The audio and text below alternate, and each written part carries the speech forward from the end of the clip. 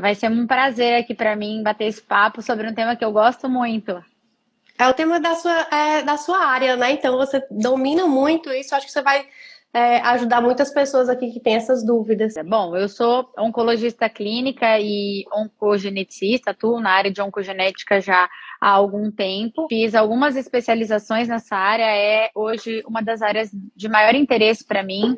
Eu acredito muito na prevenção do câncer. Eu acho que a cura do câncer vem muito mais da gente evitar que ele aconteça do que a gente depois precisar realmente fazer esse tratamento. Por isso a importância da oncogenética nesse cenário. E até falando essa questão da prevenção, né?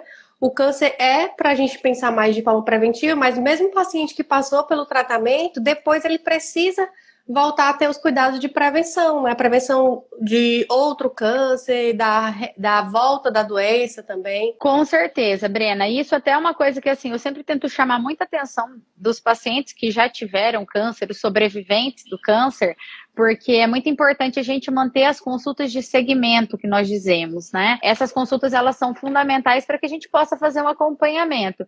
E um ponto que eu acho também muito relevante da gente até explorar e divulgar isso às pessoas mais leigas é justamente essa questão da multidisciplinaridade. Hoje eu sempre friso muito que o médico, ele nada conseguiria se não fosse toda a equipe junto, né? Fisioterapeuta, nutricionista, psicólogo, assistente social, é todo um time realmente movido para que a gente consiga juntos combater e vencer o câncer. Até porque o câncer é multifatorial, né? Então a gente tem que atingir ele de vários lados, para que a gente consiga a resposta mais rápido. Com certeza, com certeza. E é justamente para agir nessa multifatoridade, né, do câncer que a gente tenta otimizar o que a gente tem hoje de ferramentas para aplicar a prevenção de forma assertiva, né? Olha, pessoal, conheci há pouco o programa da Brena e já me apaixonei já. Como médica, como oncologista, já gostei demais e já estou, inclusive, recomendando para os meus pacientes, viu, Brena? É maravilhoso mesmo. Isabela, eu queria que começasse falando a diferença que as pessoas têm muito essa dúvida, né, de câncer genético e câncer hereditário, porque às vezes ela acha, meu câncer é genético. É fator genético. E a outra pessoa fala, meu câncer é hereditário. E aí, pra gente começar a diferenciar esses dois pontos, né? É uma excelente pergunta essa, Brena, eu recebo muito mesmo. O câncer, ele é sim uma doença genética. Nós sabemos que ele nada mais é do que uma célula anormal que se multiplica de forma desordenada e muito rápido. E com isso desenvolve os tumores. E já o câncer hereditário, ele é aquele tumor que ele, por algumas alterações intrínsecas aí em determinado núcleo familiar, ele acaba passando de geração em geração. E é importante a gente frisar que o câncer, ele é sim uma doença genética, mas nem sempre ele é hereditário. Ele pode ser hereditário, por isso que existem algumas características que a gente precisa avaliar para poder dizer se esse tumor ele tem uma possibilidade, um risco maior de ter sim um cunho hereditário, ou se é algo de hábitos, porque hoje a gente sabe que assim, a grande maioria dos tumores, eles acabam ocorrendo por hábitos, os nossos hábitos ruins, né? A gente até tem publicações recentes, até foi publicado recentemente, no início do mês de setembro, uma publicação na Nature, que é uma das revistas científicas mais relevantes de renome, falando que a gente agora vai viver a epidemia do câncer, principalmente nas pessoas abaixo de 50 anos, justamente por causa desses nossos hábitos difíceis. Por isso que é muito importante a gente poder contar aí com a equipe para poder tentar guiar como que a gente pode reduzir esse risco. Esse ponto aí é que a gente leva muito da questão da formação do câncer mesmo, que você está falando, né? Porque para o câncer se formar, ele é exposição. Às vezes a gente se expõe a algumas substâncias que vai, com o tempo, gerando essa alteração nas nossas células saudáveis, né? Então vai ter aquela alteração genética. Quando a célula sofre alguma alteração genética por exposição, antigamente era muita exposição pelo processo de envelhecimento, então demorava mais para a pessoa ter câncer, porque ela passava a vida inteira se expondo a esses fatores. Hoje em dia a gente já vê pessoas mais jovens com diagnóstico, porque elas são expostas a mais rápido e mais vezes a alimentação, a estresse, a sedentarismo, a obesidade, que vai gerando aí estresse na célula até que ela começa a se alterar. Então, a diferença de antigamente para agora é porque agora a gente se expõe muito mais a substâncias que têm esse potencial de causar estresse na célula e que a célula vá perdendo sua funcionalidade mais rápido. E esse processo ele é acumulativo, né? Então, o câncer ele é acumulativo e com uma microevolução. Então, é com o tempo que a gente vai sofrendo os efeitos para que gere realmente a doença. E aí entra o ponto de que se eu tenho bons hábitos, se eu tenho uma alimentação adequada, se eu tenho um estilo de vida saudável, eu faço com que eu diminua essa exposição. Então, eu me protejo mais contra a doença, né? Então, não tem como a gente pensar no câncer só como uma causa, tem que pensar em tudo isso, porque ele é o acúmulo dessas situações na nossa vida. Exatamente. E a gente sabe hoje que, assim, os números, eles são bastante discrepantes, porque os nossos hábitos, eles são responsáveis em aproximadamente 85, 90% dos casos de câncer adquirido, que é o câncer esporádico. Só aí entre 10 e 15% que realmente é o tumor hereditário. Então, por isso que é muito importante a gente realmente atentar para isso que você falou, da questão aí dos nossos hábitos, porque a gente sabe que isso é muito forte. Ao longo do tempo, a nossa exposição, ela acaba sendo assim mais precoce, porque a gente hoje em dia tem acesso muito mais facilitado a alguns alimentos nocivos à saúde, principalmente isso acho que a gente deve ver muito na infância e na adolescência, porque essa população tem se exposto muito mais do que no passado. E eu acredito muito que, assim, através dessa modulação que a gente faz em relação à questão alimentar, né, escolhendo os alimentos mais pertinentes, mais apropriados para cada caso, a gente consegue realmente ser mais assertivo. Eu sou muito fã da personalização do tratamento.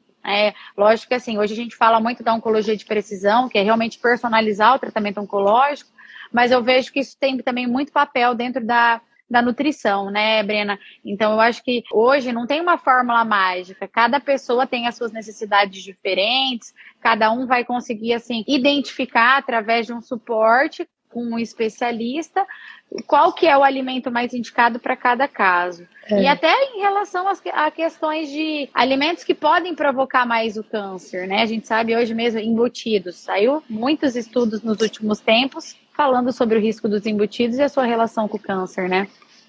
Hoje a gente, na nutrição, a gente vê muito a questão da nutrigenômica, da nutrigenética, que é uma forma da gente compreender como é que os nutrientes eles se comportam nas vias metabólicas do organismo, como é que ele influencia em vários processos do metabolismo do indivíduo para que funcione bem ou então tenha alguma desregulação. Quando a gente encontra algum desequilíbrio no metabolismo de alguma via, alguma enzima, aí começa a ter esse processo aí que pode potencializar aí o risco do câncer, ou então te proteger. Então, essas alterações que a gente consegue fazer na alimentação, com compostos bioativos, ou então alguns nutrientes específicos, vitaminas, minerais, a gente consegue fazer com que o corpo ele comece a funcionar em equilíbrio.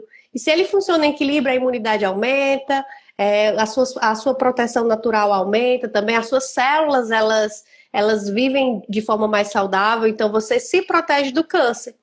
Da mesma forma, se a gente está em desequilíbrio, a gente faz com que esteja com maior risco de desenvolver a própria doença. Então, é sempre manter, não é que existe uma dieta específica, até porque a gente tem milhões de genes e poucos são os estudados para dizer onde é que vai interferir na célula, no metabolismo do indivíduo. Então, não tem como a gente pegar câncer de mama, a tua dieta é essa, câncer de pâncreas, a tua dieta é essa, porque é muitos genes e poucos estudos nessa área ainda. Mas a gente, na nutrição, particularmente, eu falo muito de padrão alimentar.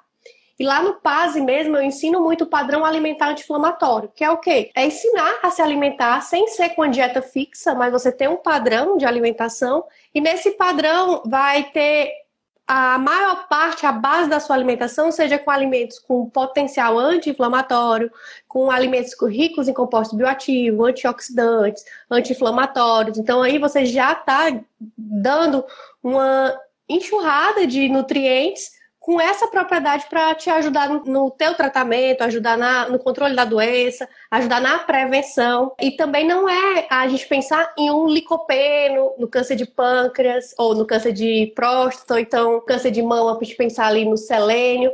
Por quê? Porque são várias vias que podem estar alteradas no câncer. Então, eu tenho que atingir várias vias diferentes do organismo do indivíduo. Por isso que a gente faz essa variedade de nutrientes.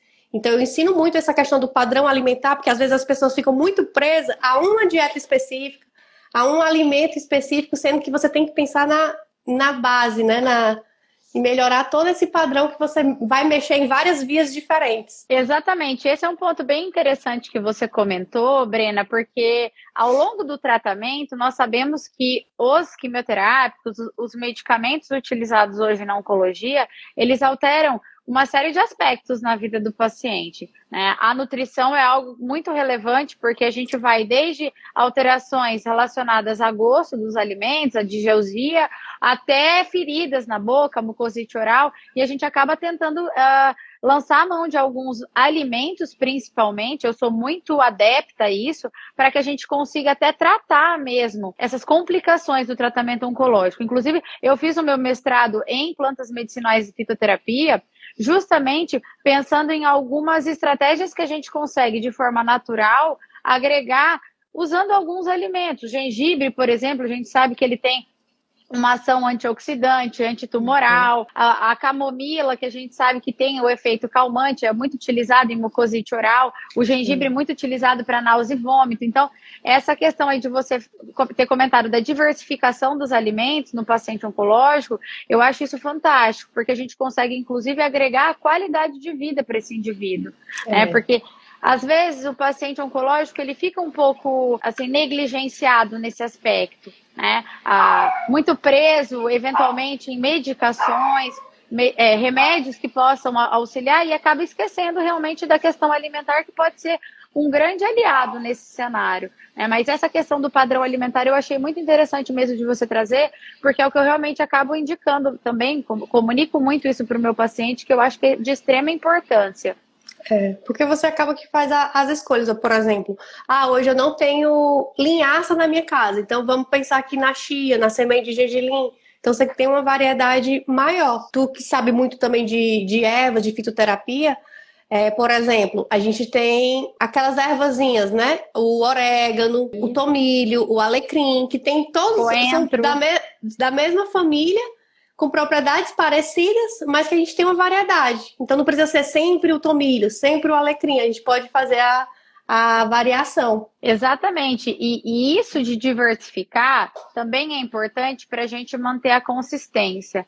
Eu sempre falo isso para os meus pacientes, que não basta simplesmente a gente, um dia faz, no outro faz, e depois fica uma semana, 10 dias sem prestar muita atenção nos hábitos alimentares. Então, não é fácil você manter essa consistência, manter o hábito. Às vezes é como você falou, não tem um ingrediente, como é que eu vou fazer essa refeição? Então, a gente também tem que usar um pouquinho da criatividade, né, Brena? Às vezes até colocar um pouquinho de criatividade na rotina do paciente e estimular, porque tem gente que gosta de fazer o preparo dos alimentos, tem gente que não gosta, então a gente até tentar de alguma forma tornar isso uma tarefa um pouco mais suave, divertida, para conseguir manter esse hábito, né?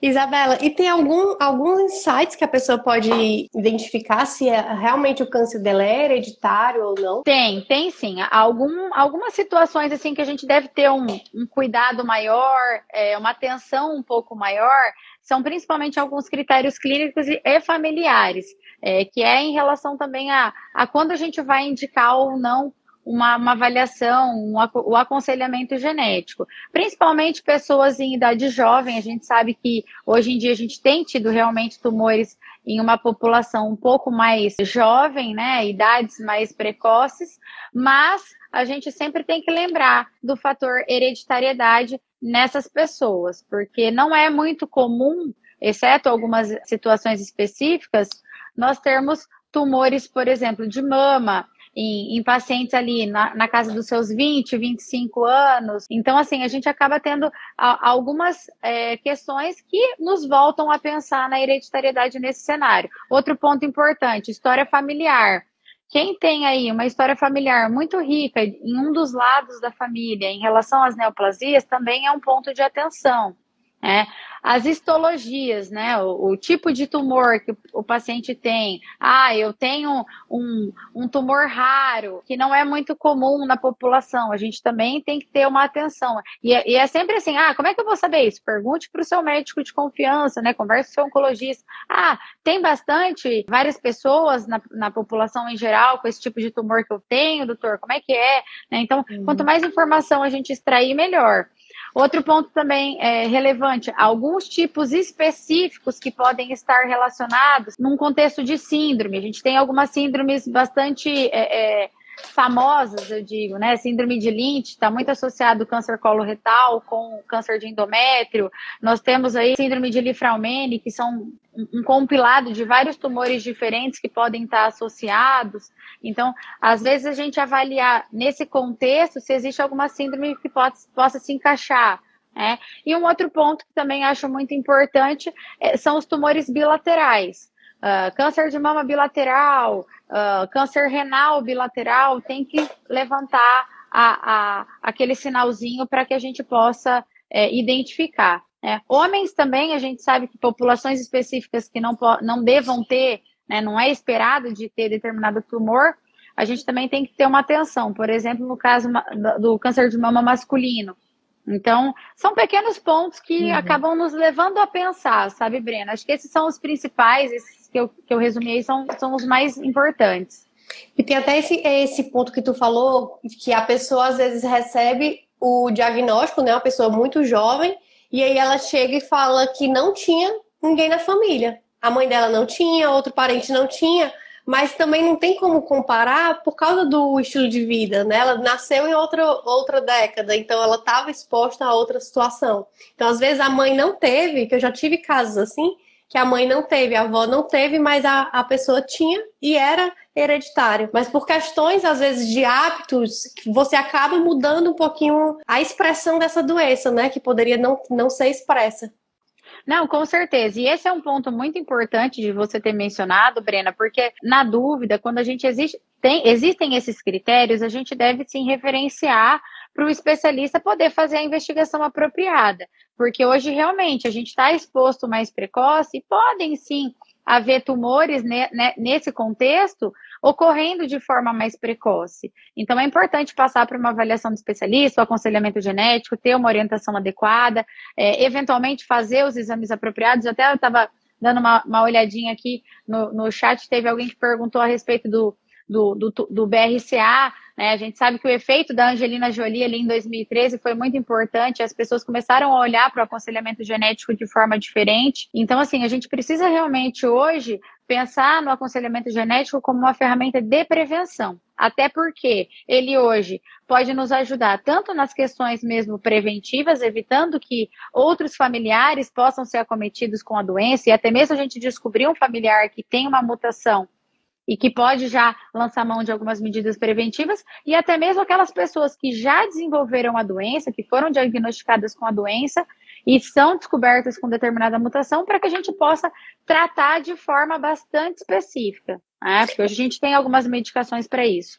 É aquilo que você tinha dito antes, né? Que ter a mutação não significa uma sentença, né? Exatamente, é esse o ponto. E você sabe que, assim, eu já tive algumas histórias até que é curioso de compartilhar, as pessoas às vezes têm medo de saber, será que eu tenho? Será que eu tô com essa mutação? O que vai acontecer na minha vida depois? E é super natural isso, é muito comum acontecer esse medo, essa angústia, porque num primeiro momento pode parecer mesmo uma sentença, mas eu justamente tento mostrar para o paciente o lado bom disso, porque quando a gente tem informação, a gente consegue evitar que as coisas cheguem até nós, as coisas negativas. Então, ter essa informação é bom porque a gente consegue agir sobre ela e evitar as complicações futuras. Realmente é como se fosse uma oportunidade para que você melhore o seu hábito. Você vai ter um motivo realmente para que você consiga construir hábitos saudáveis e de fato se ver livre da doença, né? Não vir a desenvolver. Isso, e assim, a presença da mutação, inclusive, ela é uma informação que a gente tem sobre o risco. Você vai ter, dependendo da mutação apresentada, você pode ter um risco maior de desenvolver a doença, mas não necessariamente você vai desenvolvê-la. E é bem como você falou, é um incentivo para a gente cuidar melhor da nossa saúde. Isabela, tem um teste que o pessoal fala muito, que é o Oncotype. Se tu puder falar um pouquinho sobre ele, o pessoal entender. O Oncotype, na verdade, ele é um exame relacionado ao tumor. É uma assinatura genômica, hoje já muito conhecida, muito famosa. A gente não tem só ele, inclusive, é um dos mais conhecidos dentro do mundo da oncologia. O MammaPrint também é muito conhecido, mas acho que o Oncotype talvez seja o que seja mais popularmente comentado nesse universo. E ele é um exame somático, ou seja, um exame realizado no tumor, que avalia aproximadamente 21 genes, para que assim a gente consiga identificar um score de recorrência. O que é isso? É o risco dessa pessoa ter uma recorrência e qual que é a conduta que a gente vai assumir nesse cenário. Hoje a gente sabe que esse teste ele está indicado principalmente naquelas mulheres que elas têm um risco ainda duvidoso, que a gente não sabe exatamente qual mas é o que a gente chama do early breast cancer, que é aquele tumor diagnosticado em suas fases iniciais, para que a gente consiga definir se essa paciente ela deve ou não receber quimioterapia. Esse é um exame que a gente acaba propondo quando existe ainda aquela dúvida se você vai ter um benefício ou não. Muitas pacientes acabam questionando, porque o meu cabelo vai cair, será que eu preciso mesmo fazer? Porque nós mulheres, a gente tem muito essa coisa da vaidade, da autoestima. Então, esse exame ele veio para ser uma ferramenta dentro do arsenal do oncologista para nos ajudar nas decisões que a gente toma. E ele foi recentemente, em 2018, foi publicado o estudo TAILORx, que nas pacientes que tinham um score abaixo de 25, nesse cenário, a gente poderia omitir a quimioterapia, principalmente naquelas que eram de receptor de hormônio positivo e o HER2 negativo. Só para quem não está muito familiarizado com esses termos, a gente sabe que o câncer de mama, quando a gente fala câncer de mama, existem vários subtipos. Então, um deles são os tumores luminais, que são esse perfil que eu comentei, e nesse cenário é uma excelente ferramenta. Esse estudo ele nos auxiliou e hoje ele é amplamente utilizado, o Oncotype ele é uma assinatura genômica amplamente utilizada para justamente nos auxiliar nesse cenário. E dentro da oncogenética, além disso, a gente tem também os painéis genéticos, que eu acho que também é bem importante da gente comentar, que são aqueles exames que nos auxiliam a identificar as mutações germinativas, que são aquelas que são as alterações do nosso corpo todo em todas as células. Quando a gente avalia só o tumor, nesses painéis somáticos, a gente está avaliando só a célula mutada, alterada ali daquela neoplasia. Agora, quando a gente está avaliando uma mutação germinativa, a gente avalia todas as células, o DNA todo. E a gente tem uma série de métodos possíveis. Hoje, um dos mais modernos são os exames por NGS, que são os Next Generation Sequencing, que acabam nos auxiliando a avaliar uma série de genes possíveis. O BRCA, até alguém comentou aí, é um deles que a gente acaba avaliando no cenário do câncer de mama. E com isso, a gente pode ter, na identificação de uma mutação patogênica, a gente pode ter algumas estratégias específicas para essa população mutada. Acho que basicamente, assim, dentro de um panorama bastante resumido, seria isso. A verdade é muitos genes, e poucos estudos ainda para a gente ter mais segurança, mais certeza sobre o tratamento do câncer, Por isso que o tratamento multiprofissional, atingindo aí várias áreas diferentes, a gente também está ajudando a acelerar essa resposta, essa cura, porque muitas alterações, é uma doença muito complexa, para ainda poucos estudos, Por mais que a gente já tenha avançado muito em relação a isso. Exatamente, Brena. E isso é uma coisa que eu até acabo sempre brincando, eventualmente, que dentro da oncologia a gente dorme prescrevendo algumas medicações e acorda prescrevendo outras. Tamanha dinâmica dentre essas publicações, porque realmente, como você bem mencionou, o câncer é uma doença muito complexa. E eu sempre gosto de enfatizar que quando a gente fala câncer, a gente está falando uma única palavra que dá nome a muitas doenças diferentes. O câncer de mama, ele tem uma biologia, o câncer de intestino tem outra, o câncer de pulmão tem outra, então são doenças totalmente diferentes, mas a gente acaba com uma única nomenclatura nomeando todas elas, né? Então é importante que a gente saiba dessa complexidade e que o manejo tem que ser realmente personalizado. Cada indivíduo pode ter uma necessidade diferente. Nem sempre um câncer de mama que eu tenha vai ser o mesmo de uma colega que também tenha um câncer de mama. As particularidades, elas devem ser avaliadas e a multidisciplinaridade, ela também vem nesse cenário, para nos ajudar a personalizar mesmo o manejo. Até porque, por mais que, na própria família, por mais que os genes às vezes sejam bem parecidos, né? Como é expresso no corpo da pessoa é muito individual. Então, depende muito do seu estilo de vida, da sua alimentação, do seu organismo mesmo, do seu sono, da sua idade, do seu sexo. Então isso vai interferir aí como é que esses genes vão estar expressos, por mais que a tua mãe ela teve um outro comportamento, ela teve até outros sintomas durante o tratamento, pode ser que você tenha outros. Vai depender muito aí da tua individualidade mesmo. Não, com certeza. E assim, desde alterações relacionadas, como você mencionou, os hábitos da pessoa, a idade, no caso de câncer de mama, se a pessoa ela está na pré ou pós-menopausa, se ela fez reposição hormonal ou não, as características do tumor. Então, é uma gama de alterações que a gente precisa avaliar e interpretar esses dados muito bem dentro de um contexto definido para poder indicar a melhor terapêutica. Isabela, o que você acha de mais erros que você vê assim na prática em relação a esse tema? As pessoas, assim, quais são as dificuldades? Assim, Brena, eu vejo hoje que o acesso é uma realidade, infelizmente, ainda no nosso país. Como você falou, hoje a gente tem algumas publicações, mas muito ainda a gente precisa ter mais informações para poder indicar ou contraindicar determinadas condutas. E hoje, dentro da minha rotina, dentro dos meus pacientes, eu percebo muito essa dificuldade na constância, na prática, em colocar os bons hábitos em prática. Eu sempre reforço que tanto pacientes que tenham o câncer adquirido por hábitos, quanto os pacientes que tenham um tumor na sua forma hereditária, ambos precisam cuidar bastante dos seus hábitos. Precisa se atentar muito à questão da saúde, porque é através desses cuidados que a gente tem com a nossa saúde que a gente consegue evitar essas complicações possíveis da doença. Então, eu percebo hoje que uma grande dificuldade aos meus pacientes é tentar manter a constância. Ora, pelas questões emocionais, que a própria doença por si só acaba acarretando, câncer, pela própria palavra, pelos seus rótulos embutidos, acaba assim, sendo um fardo muito grande para as pessoas.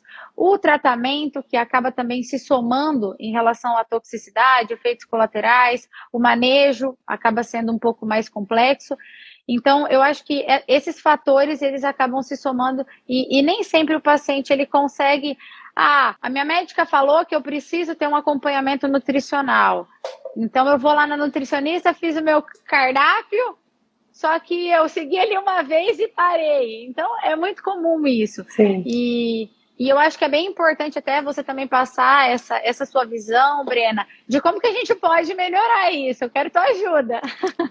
Pois é, eu também nunca fiz dieta, para você ter ideia. Eu sou nutricionista, mas eu nunca fiz dieta. Eu acredito que ninguém consegue seguir um cardápio pro resto da vida. Por exemplo, se for pensar assim numa alimentação pro câncer, né, de forma preventiva, seria um cardápio pro resto da vida. Ninguém consegue seguir um cardápio pro resto da vida, ficar preso ali numa folha de papel.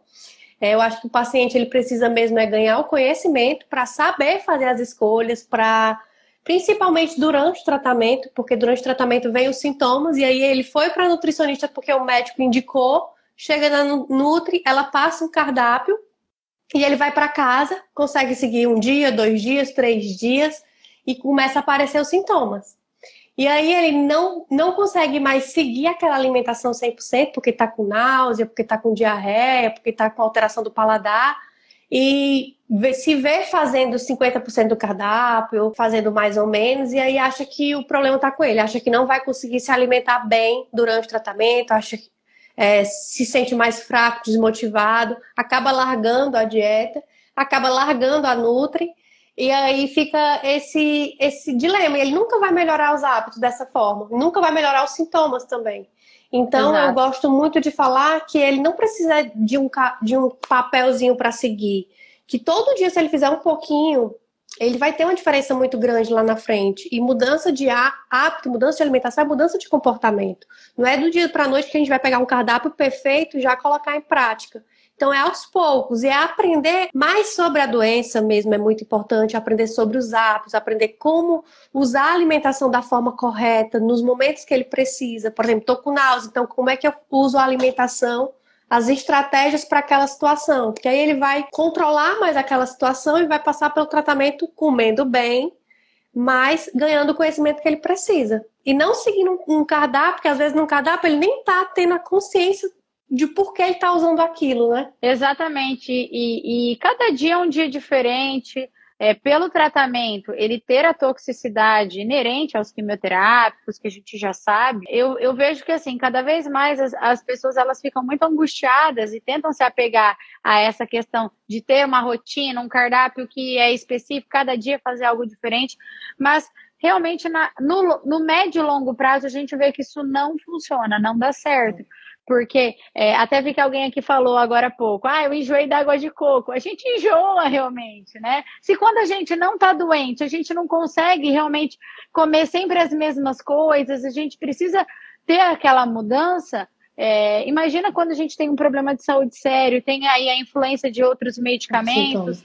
E é muito importante essa variedade até para dar estímulos diferentes para a microbiota, para o intestino, para a tua flora intestinal estar sempre saudável. Então, se todo dia você come alface, você vai estar estimulando aí um tipo de bactéria. Agora, se você dá uma variedade diferente, você vai estar diversificando aí a alimentação e os estímulos para ter uma flora mais saudável, mais variada. Com certeza, até porque a gente sabe hoje que o tratamento, às vezes, ele solta o intestino, provoca diarreia, ora ele acaba fazendo a prisão de ventre. Então, realmente a gente precisa estar avaliando isso para que o paciente ele consiga ter aí aquele bem-estar de uma forma geral, porque a gente sabe que quando a gente tem alterações intestinais, a gente muda o nosso humor, por exemplo, né? Às vezes as questões do paladar também, hoje eu não estou com o meu estômago muito bom, então não estou aceitando muito bem, o que eu vou comer? Então, sempre gera algumas dúvidas nesse sentido e, às vezes, a pessoa ela não vai conseguir manter essa regularidade em um cardápio.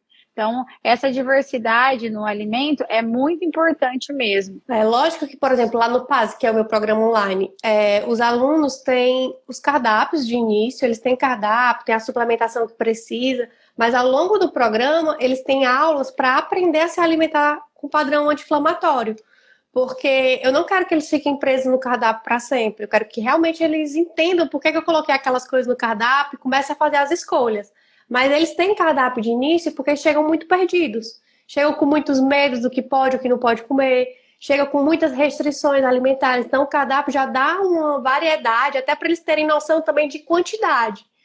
Eu quero perder peso, eu quero manter o peso, quero ganhar peso, então tem que entender um pouquinho de quantidade. E depois ele faz as escolhas conforme vai aprendendo no programa. Não, e isso é muito bacana, sabe, Brena? Porque é como a gente falou, cada pessoa, além de ter as suas necessidades diferentes, também tem a questão do gosto, do paladar, da regionalidade. Da regionalidade, cultura. Então, tudo isso deve ser avaliado muito bem. Até pela questão do próprio tratamento. Um mito que eu sempre falo para os pacientes é essa oscilação em relação ao peso, como você estava comentando. Tem pacientes que mesmo durante o tratamento oncológico, a gente precisa fazer um equilíbrio ali no peso, a hora tá assim, com peso acima, a hora tá com peso abaixo, então a gente realmente às vezes precisa fazer uma suplementação diferente. Então, eu vejo que isso daí tem um papel de reflexo, inclusive, no tratamento. Eu falo que assim, a nossa cabeça, ela manda muito nos nossos hábitos, na nossa rotina.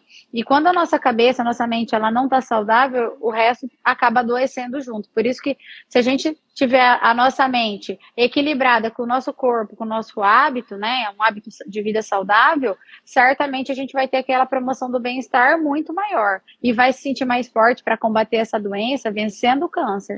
Exato. Isabela, isso aí também é a gente pensar, trazer essa consciência para os pacientes de que prevenção é antes, durante o tratamento também tem que pensar em melhorar a alimentação E pós-tratamento precisa continuar isso, para que você não tenha um risco de desenvolver um segundo câncer, até porque você foi exposta a muitos medicamentos. Eu sou completamente a favor de químio, de rádio, da imunoterapia, de todos os tratamentos oncológicos, mas a gente sabe que são tóxicos, né? Então, Sim. Isso também pode ter os seus riscos. Às vezes o paciente até assina, né, os termos de risco. Então, você está se livrando de um câncer, mas você se expôs aí um longo período à radiação, a quimioterápicos. Então, você também tem um fatorzinho de risco a mais para outros cânceres. Então, a gente também tem que pensar em prevenção para que não continue essas alterações, né? Com certeza. E você sabe, Brena, que eu vejo que esse foi um aspecto positivo da pandemia.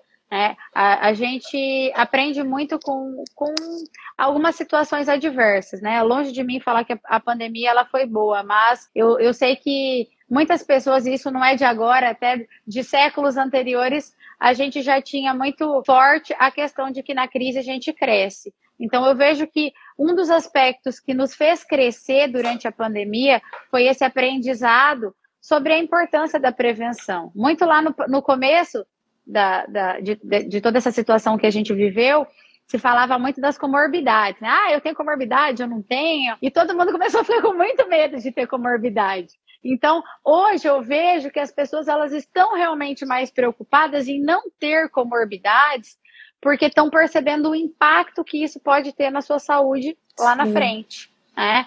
Então, eu vejo que a gente aprendeu muito com tudo isso que a gente passou, essas dificuldades, e hoje a gente está um pouco mais aberto à saúde de um modo geral.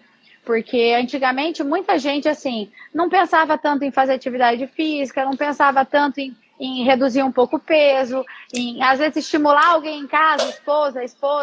Muita gente achava que obesidade não era doença. Exatamente. Então, assim, eu acho que isso acabou trazendo um pouco para a atenção das pessoas e a gente está conseguindo, de fato, fazer mais prevenção. Né? Nós estamos agora passando aí pela campanha do Outubro Rosa, que é uma campanha belíssima, desenvolvida já há alguns anos, para a gente justamente conscientizar as pessoas sobre hoje o câncer de mama, e a gente percebe os números que a gente tem alcançado com isso. Né? A gente percebe como a gente avançou e já salvamos muitas vidas através da prevenção.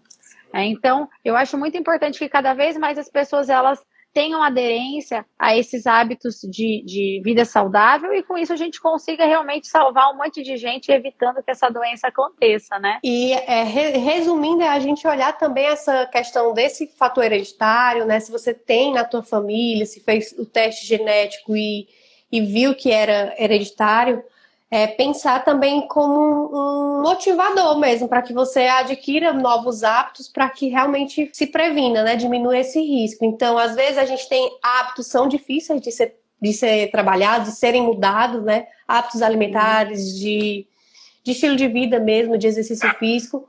Às vezes são desconsiderados pelas pessoas, mas quando a gente tem uma consciência do problema, já fica mais fácil. Então, isso também facilita muito essas mudanças de hábitos. É sempre olhar um pouco para onde a gente está inserido, né? Para o nosso contexto familiar, olhar um pouquinho para os nossos hábitos de um modo geral, o que você pode melhorar, porque a gente também tem que ser um pouco autocrítico. Será que eu estou fazendo direitinho? Será que eu posso melhorar alguma coisa? Então, é importante a gente também ter um olhar criterioso para o que a gente tem feito hoje e o que a gente pode fazer de melhor, de mudanças, para que a gente consiga realmente promover hábitos saudáveis, bem-estar e trazer isso não só para a gente, mas para quem está na nossa volta também, né? Todo mundo, acredito eu, que queira aí o bem da sua família, então promover isso em casa. Vou fazer uma caminhada. Não, vou chamar alguém aqui, vou chamar meu vizinho, chamar meu esposo, meu filho, para que a gente consiga nessa corrente toda evitar não só o câncer, mas outras doenças, como você falou, que tem uma relação muito intrínseca com a parte inflamatória, obesidade, aumento de risco cardiovascular, então a gente tentar reduzir cada vez mais essas comorbidades. Perguntaram aqui também, teste genético o SUS faz? Existem hoje alguns testes em alguns centros que o SUS ele tem sim participação. Eu sempre recomendo que as pessoas elas entrem em contato com a sua região. Em São Paulo, no estado de São Paulo, a gente sabe que as verbas lá são um pouquinho diferentes, tem alguns incentivos do próprio governo ali da regional, então ali talvez tenham algumas coisas que possam divergir um pouco do resto do país. Mas, essencialmente, a gente ainda realmente precisa crescer nesse aspecto em relação ao acesso. Ainda são exames caros, mas a gente tem tentado aí, ao longo do tempo, até em parcerias com alguns laboratórios, tentar reduzir esses custos para que o paciente ele consiga ter um acesso mais facilitado. Até porque não é todo mundo, né, Isabela, que mesmo que tenha fator hereditário, não é todo mundo que é indicado fazer, né? Isso, que precisa. A gente falou há pouco aqui sobre isso. Tem que ter algumas avaliações já bastante criteriosas sobre isso. Eu queria deixar um aviso também que você estava falando da questão de Outubro Rosa. Agora, no final de outubro, eu vou fazer um evento aqui no Instagram, que é a jornada Sobrevivendo Câncer de Mama, que vai ser uma sequência de 3 aulas. As inscrições estão abertas, eu até coloquei nos meus stories. Eu não sei se está hoje, mas eu vou colocar nos stories assim que acabar essa live, que é um evento que você se inscreve, vai ser gratuito, vão ser 3 aulas. Vai ter atividades, vai ter testes, para realmente a gente começar a trabalhar essa questão da alimentação, desse padrão alimentar que é importante durante o tratamento do câncer de mama. Então, vai ser um evento incrível que eu estou organizando, vai ser do dia 18 a 20 de outubro. Tá todo mundo convidado aqui, eu vou deixar as inscrições também lá nos stories para vocês verem, porque a gente tem que falar um pouquinho mais dessa questão de hábitos do câncer de mama, principalmente porque é uma jornada longa. Às vezes é um tratamento que dura assim, uns 5 anos, às vezes 10 anos, e precisa realmente mudar hábitos, porque está muito relacionado com o estilo de vida. 90% dos casos de câncer de mama também é fator de estilo de vida mesmo. Então precisa sim a gente trabalhar sobre isso. E me marca aí, Brena, eu quero compartilhar com os pacientes também, que quero até te parabenizar, uma iniciativa belíssima, eu acho muito interessante a gente, principalmente agora nesse mês, que as atenções ficam voltadas à saúde da mulher, a gente ter esse tipo de incentivo, né, de profissionais aí tão competentes como você, realmente engajada na causa da prevenção e do combate ao câncer de mama. Isabela, eu queria agradecer a tua disponibilidade, o teu tempo, sua didática. Eu quem agradeço. Nossa, eu quem agradeço, Brena. Para mim foi um prazer bater esse papo com você. Nem vi passar, viu? Mas eu agradeço muito também o convite e fico muito feliz em poder aí, ter uma discussão com uma pessoa que realmente assim, aprendi a admirar, tenho acompanhado o teu trabalho. E quero realmente te parabenizar por toda essa tua iniciativa. Vou compartilhar o teu perfil aqui com os meus pacientes também, que você está fazendo um trabalho muito bonito. Parabéns, viu? Obrigada. Parabéns também. Pessoal, era isso. Então a gente vai ficando por aqui.